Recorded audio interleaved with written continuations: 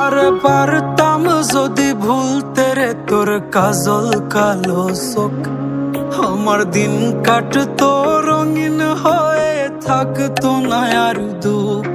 তোর মায়া মুখটা ভাসলে চোখে থাকে না রে হুশ। আমি বলবো কি হয় নিজেই হারাই তোর মায়াতেই বুঝ।